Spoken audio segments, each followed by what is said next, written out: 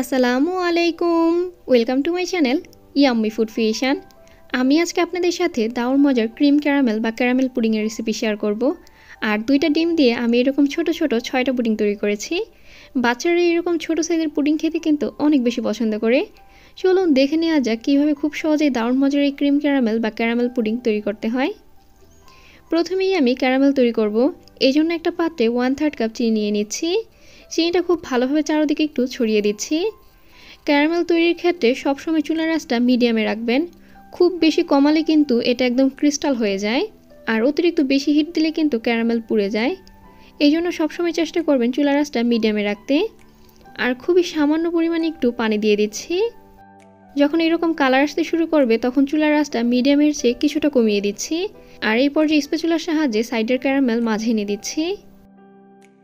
যখন এরকম সুন্দর একটা কালার চলে আসবে তখন এর মধ্যে 1/4 কাপ ফুটন্ত গরম পানি দিয়ে দিচ্ছি। শুধুমাত্র ক্যারামেল পুডিং তৈরির ক্ষেত্রে কিন্তু আপনারা এই গরম পানি ব্যবহার করবেন। অন্যান্য যে কোনো রেসিপিতে কিন্তু এই গরম পানি ব্যবহার করার আর কোনো প্রয়োজন নেই। আর অবশ্যই চেষ্টা করবেন গরম পানি ব্যবহার করতে। ঠান্ডা পানি ব্যবহার করলে কিন্তু এই ক্যারামেলটা নষ্ট হয়ে যাবে। আমি এখানে ছোট ছোট কিছু ডেজার্ট কাপ নিয়েছি। আর ক্যারামেলটা যখন প্রায় রুমের স্বাভাবিক তাপমাত্রায় চলে আসবে তখন এই ডেজার্ট কাপের মধ্যে এই ক্যারামেল দিয়ে দিচ্ছি। আমি যদি এই ক্যারামেলের মধ্যে পানি ব্যবহার না করতাম সেক্ষেত্রে এই ক্যারামেল কিন্তু একদম জমে যেত। আর এই ছোট ছোট ডেজার্ট কাপেও কিন্তু আমি সেটা সেট করতে পারতাম না। যে পাত্রে ক্যারামেল তৈরি করেছি সেই পাত্রেই দিয়ে দিচ্ছি 2 কাপ পানি। এর সাথে 1 কাপ দিয়ে দিচ্ছি ফুল ক্রিম গুঁড়া দুধ।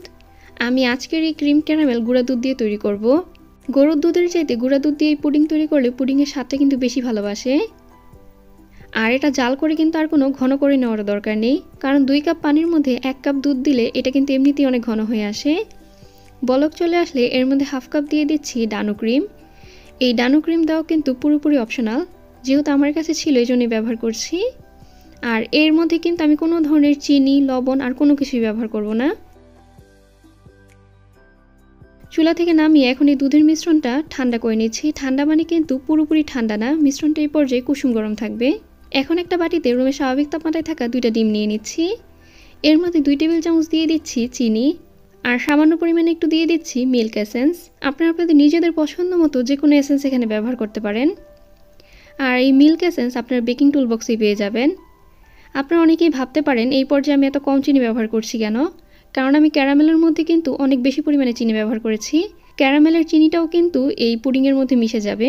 চিনিটা গলে যাওয়া পর্যন্ত খুব ভালোভাবে মিশিয়ে নিচ্ছি। মিশিয়ে নেওয়া হয়ে গেলে এখন এর মধ্যে আমাদের আগে থেকে রেডি করে নেওয়া দুধটা দিয়ে দিচ্ছি। দুধটা কিন্তু এই পর্যায়ে একদম পুরোপুরি ঠান্ডা হওয়া যাবে না। দুধটা কুসুম গরমের চাইতেও কিছুটা বেশি গরম থাকবে। খুব ভালোভাবে সব কিছু একসাথে মিশিয়ে নিচ্ছি। মিশিয়ে নেওয়া হয়ে গেলে এখন একটা ছাঁকনির সাহায্যে পুডিংয়ের এই মিশ্রণটা খুব ভালোভাবে ছেঁকে নিচ্ছি। ছেঁকে নেওয়া হয়ে গেলে এখন আমাদের আগে থেকে রেডি করে নেওয়া ছোটো ছোটো ডেজার্ট কাপের মধ্যে এই পুডিংয়ের মিশ্রণটা দিয়ে দিচ্ছি। আমি এই পুডিংটা ওভেনে তৈরি করব, এই জন্য প্লাস্টিকের ডেজার্ট কাপে দিয়ে নিচ্ছি।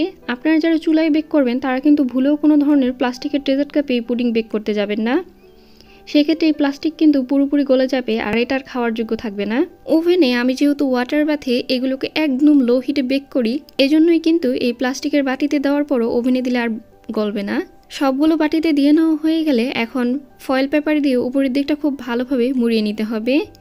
অবশ্যই এখানে ফয়েল পেপার ব্যবহার করবেন। আমি আসলে প্রথম পর্যায়ে ভুলে গিয়েছিলাম ফয়েল পেপার ব্যবহার করতে, এই জন্য এর উপরে প্লাস্টিক র্যাপ দিয়ে নিচ্ছি। আমি কিন্তু সাথে সাথেই এটাকে আবার ওভেন থেকে বের করে উপরে ফয়েল পেপার দিয়ে নিয়েছি। প্লাস্টিকের কোনো বাটিতে যখন ওভেনে বেক করবেন ওভেনের তাপমাত্রা কিন্তু অতিরিক্ত বাড়ানো যাবে না। আমি 120 ডিগ্রিতে ওভেনটাকে 10 মিনিটের জন্য প্রিহিট করে নিয়েছি। 6টা বাটি আমি একটা মোল্ডের মধ্যে নিয়ে নিচ্ছি। আর এর মধ্যে কুসুম গরমের চাইতে কিছুটা বেশি গরম পানি দিয়ে দিচ্ছি। ওভেনের মিডল থেকে রেখে 120 ডিগ্রিতে আমি 40 মিনিটের জন্য বেক করে নেব। যেহেতু 120 ডিগ্রিতে বেক করব, এটা বেক হতে কিন্তু অনেক বেশি সময় লাগবে।